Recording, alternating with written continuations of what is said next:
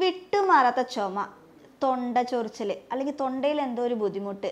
ചിലവർക്കാണെങ്കിൽ ചുമ കൂടി വരും. എന്നാൽ മറ്റു ചിലവർക്കാണെങ്കിൽ ചുമയ്ക്കുമ്പോൾ നല്ല കഫമുള്ള ചുമയായിരിക്കും. എന്നാൽ അതേപോലെ തന്നെ തൊണ്ടയിൽ എന്തോ ഒരു അബ്നോർമാലിറ്റി അല്ലെങ്കിൽ എന്തെങ്കിലും ഒരു അസ്വസ്ഥത കാരണം കൊണ്ട് എപ്പോഴും അങ്ങനെ ആക്കുന്ന ഒരവസ്ഥ, അല്ലെങ്കിൽ എപ്പോഴും തൊണ്ട ക്ലിയർ ചെയ്യുന്ന ഒരവസ്ഥ, ഇത്തരത്തിൽ ബുദ്ധിമുട്ട് അനുഭവിക്കുന്നവരാണോ നിങ്ങൾ എങ്കിൽ ഈ വീഡിയോ നിങ്ങൾക്കുള്ളതാണ്. ഞാൻ doctor A Princy Khadeeja Fathima, doctor Basil സോമിയോ ഹോസ്പിറ്റൽ, പാണ്ടിക്കാട്.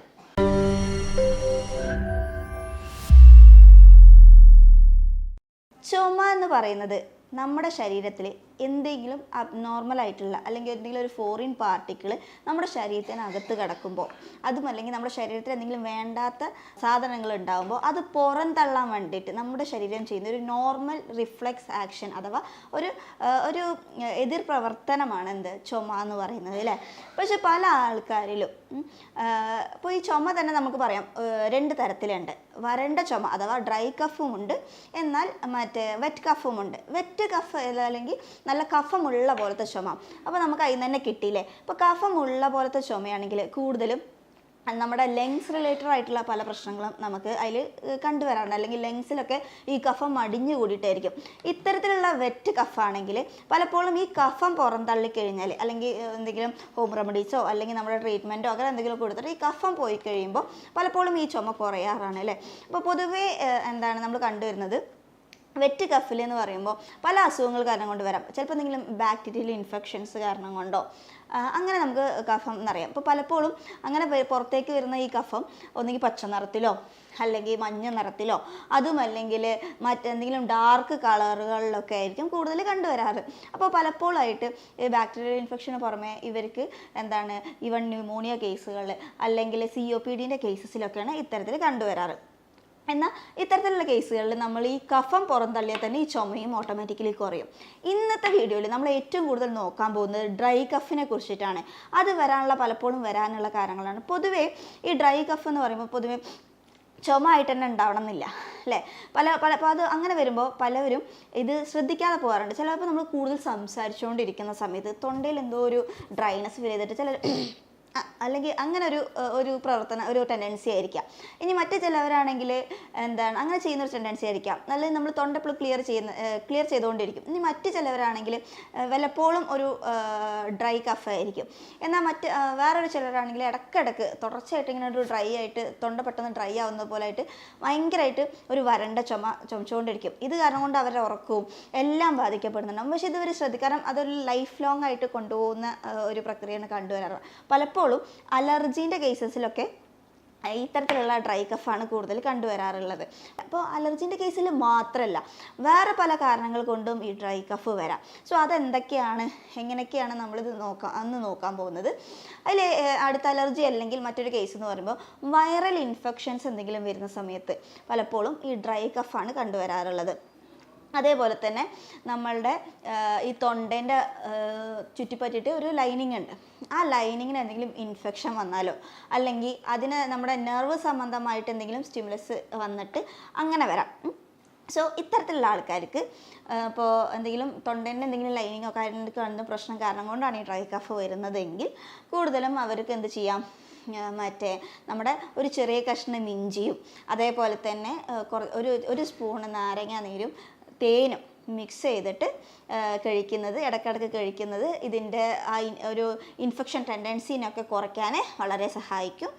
ഇനി അതല്ല, ഇനി നെർവ് സ്റ്റിമുലസ് കാരണം കൊണ്ടാണെങ്കിൽ ഇളം ചൂടുവെള്ളത്തിൽ ഉപ്പിട്ടിട്ട് ഒരു ശകലം മഞ്ഞളും ഇട്ടിട്ട് ഇടയ്ക്കിടയ്ക്ക് ഗാർഗിൾ ചെയ്യാൻ ശ്രമിക്കുക. ഇത് അവിടുത്തെ നെർവ് സ്റ്റിമുലസിനെ കുറയ്ക്കാൻ ഒരു പരിധിവരെ സഹായിക്കുന്നതാണ്. ഇനി അടുത്തൊരു കാര്യം, നമ്മൾ എപ്പോഴും ശ്രദ്ധിക്കാതെ പോകുന്നതും പല കോംപ്ലിക്കേഷനിലേക്ക് എടുക്കുന്നതുമായിട്ടുള്ളൊരു കാര്യമാണ് നമ്മൾ കഴിക്കുന്ന ഭക്ഷണങ്ങൾ. അമിതമായ ഭക്ഷണ രീതി കാരണം കൊണ്ടും ഡ്രൈ കഫ് വരാം. അത് എങ്ങനെയാണെന്നായിരിക്കും ചിന്തിക്കുന്നത്. കാരണം ഇതുവരെ പറഞ്ഞതൊക്കെ നമ്മൾ പൊതുവേ കേട്ടിട്ടുള്ളതാണ്. പക്ഷേ എങ്ങനെ ഭക്ഷണ രീതിയും ചുമ ഉണ്ടാക്കുക എന്നുള്ളതാണ് നമ്മൾ പറയുന്നത്.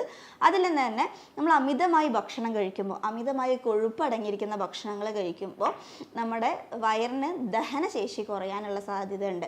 അതേപോലെ ദഹനശേഷി കുറയുകയോ അതല്ലെങ്കിൽ ആസിഡ് റിഫ്ലക്സ് കാരണം കൊണ്ട് കൂടിയിട്ട് ആസിഡ് റിഫ്ലക്ഷൻ കാരണം കൊണ്ട് ഇങ്ങനെ വരാം. അതെപ്പോഴാണ് പലപ്പോഴും ഉണ്ടാവുക എന്ന് വെച്ച് കഴിഞ്ഞാൽ നമ്മൾ കഴിക്കുന്ന ഭക്ഷണങ്ങൾ പോകുന്ന കുഴലില്ലേ, ഈസോഫാഗസ്, അതിൻ്റെ ഏറ്റവും താഴ്ഭാഗത്തായിട്ട് ഒരു സ്ഫിൻറ്റർ അഥവാ ഒരു വാൾവ് പോലെ ഉണ്ടാവും. ഇതിനെന്തെങ്കിലും പ്രോബ്ലം വരുന്ന സമയത്ത് നമ്മൾ കഴിക്കുന്ന ഭക്ഷണങ്ങളെല്ലാം പൂർണ്ണമായി നമ്മൾ കഴിക്കുന്ന ഭക്ഷണങ്ങളല്ല ചിലപ്പോൾ അവിടുത്തെ ആസിഡ് റിഫ്ലക്സ് കൂടിയിട്ട് ഇത് മുകളിലേക്ക് റീഗർജിറ്റേഷൻ ആവാനുള്ള സാധ്യത മുകളിലേക്ക് തിരിച്ചു വരും. അപ്പോൾ നമ്മുടെ തൊണ്ടേൻ്റെ അവിടെയൊക്കെ ഒരു പുളിച്ചതായിട്ടിലോ അല്ലെങ്കിൽ നമ്മുടെ തൊണ്ടേൻ്റെ അവിടെ ഒരു ഡ്രൈ ആവുന്ന പോലെ ഒരു ഇറിറ്റേഷൻസ്, അപ്പോൾ അങ്ങനത്തെ ആൾക്കാർക്കും ചുമ വരാം. സോ ഇങ്ങനത്തെ കേസ് അപ്പോൾ യഥാർത്ഥ കാരണം നമ്മൾ ശ്രദ്ധിക്കാതെ വിട്ട് യഥാർത്ഥ കാരണം കണ്ടെത്താതെ ഇരിക്കുമ്പോൾ പലപ്പോഴും ഇത്തരത്തിലുള്ള കേസസ് ട്രീറ്റ്മെൻറ്റ് ചെയ്യാതെ പോകുന്ന സമയത്ത് പലവർക്കും അല്ലെങ്കിൽ ഇത്തരത്തിലുള്ള ആൾക്കാരിൽ ഒരു കോംപ്ലിക്കേഷൻ ആയിട്ടോ എന്തോ ആയിക്കോട്ടെ ആയിട്ട് പലപ്പോഴും ഒന്നെങ്കിൽ ഗ്യാസ്ട്രിക് അൾസർ, വയറിൽ അൾസർ ഉണ്ടാവാം, അല്ലെങ്കിൽ മൈഗ്രെയിൻ്റെ പ്രശ്നം,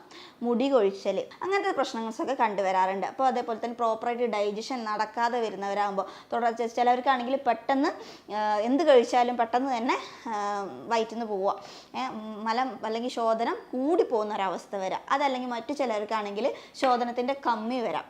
ഇത്തരത്തിലുള്ള പ്രോബ്ലംസൊക്കെ കണ്ടുവരാറുണ്ട്. അപ്പോൾ അങ്ങനെ വരുമ്പോൾ കോൺസ്റ്റിപ്പേഷൻ അഥവാ ശോധനം കമ്മിയായിട്ട് വരുന്ന ആൾക്കാർക്ക് അത് തുടർച്ചയായി പോയി കഴിഞ്ഞാൽ അവരിൽ എന്തായിട്ട് എന്തൊക്കെ കോംപ്ലിക്കേഷൻസ് വരാം ഒന്ന് ആലോചിച്ച് നോക്കൂ. പൈൽസ്, ഫിഷർ വരാനുള്ള സാധ്യത അല്ലേ? സോ അങ്ങനത്തെ പൈൽസ്, ഫിഷർ പോലത്തുള്ള സാധ്യതകളൊക്കെ വരാറുണ്ട്. അപ്പോൾ നമ്മൾ എന്താണ് കാരണം എന്ന് കണ്ടെത്തി, അതായത് നോർമലി ഞാൻ പറഞ്ഞല്ലോ ചില ഹോം റെമഡീസ് ഒക്കെ പറഞ്ഞു, അതൊക്കെ ചെയ്യുമ്പോൾ തന്നെ നോർമലി ഉള്ളത് കുറയും. എന്നിട്ടും കുറയാതെ എന്താണെങ്കിൽ തീർച്ചയായിട്ടും ഒരു ഡോക്ടറെ കണ്ടെത്തി പ്രോപ്പറായിട്ടുള്ളൊരു ഡയറ്റും കാര്യങ്ങളും ഫോളോ ചെയ്ത് അതിനോടൊപ്പം തന്നെ എക്സസൈസും നിർബന്ധമായിട്ടുള്ള കാര്യം തന്നെയാണ്. കാരണം അതൊക്കെ ചെയ്യുമ്പോൾ തന്നെ നമ്മുടെ ദഹനം കാര്യങ്ങളൊക്കെ റെഡിയാവും. അപ്പോൾ വലിയ കോംപ്ലിക്കേഷനിലോട്ടൊന്നും പോവില്ല. സോ ഭക്ഷണ രീതികളൊക്കെ കൺട്രോൾ ചെയ്ത് പ്രോപ്പറായിട്ടുള്ള ട്രീറ്റ്മെൻറ്റും എടുത്താൽ എന്താണ് യഥാർത്ഥ കാരണം, എന്തുകൊണ്ടാണ് ഇത്തരത്തിലുള്ള ഡ്രൈ കഫ് തുടർച്ചയായിട്ട് വിട്ടുമാറാതെ നിൽക്കുന്നതെങ്കിൽ തീർച്ചയായിട്ടും നിങ്ങൾ അത് എന്താണ് കാരണം എന്ന് സോർട്ട് ഔട്ട് ചെയ്ത് ആ കാരണത്തിന് വേണ്ടിയിട്ടും കൂടി ട്രീറ്റ്മെൻറ്റ് എടുക്കാം. ഓക്കെ, അങ്ങനെ വരുമ്പോൾ തീർച്ചയായിട്ടും ഇത് പൂർണ്ണമായും പ്രോപ്പറായിട്ടുള്ള ഡയറ്റും എക്സസൈസും അതേപോലെ തന്നെ മെഡിസിൻസും എല്ലാം കൂട്ടി നിങ്ങൾക്ക് പൂർണ്ണമായിട്ടും ഈ അസുഖം മാറ്റിയെടുക്കാവുന്നതേ ഉള്ളൂ. അപ്പോൾ തീർച്ചയായിട്ടും എന്ത് കാരണം കൊണ്ടാണ് നിങ്ങൾക്ക് ഉണ്ടാകുന്നത് എന്നുള്ളത് സോർട്ട് ഔട്ട് ചെയ്യേണ്ടത് തീർച്ചയായിട്ടും ഒരു ഇമ്പോർട്ടൻ്റ് ആയിട്ടുള്ള ഫാക്ടർ തന്നെയാണ് കേട്ടോ. അപ്പോൾ ഇതിനെ കുറിച്ചിട്ട് എന്തെങ്കിലും ഡൗട്ടോ സംശയങ്ങളോ ഉണ്ടെങ്കിൽ താഴെ കൊടുത്തിരിക്കുന്ന നമ്പറിൽ കോൺടാക്റ്റ് ചെയ്യുക. അടുത്ത വീഡിയോ ആയിട്ട് കാണുന്നവരെ താങ്ക് യു.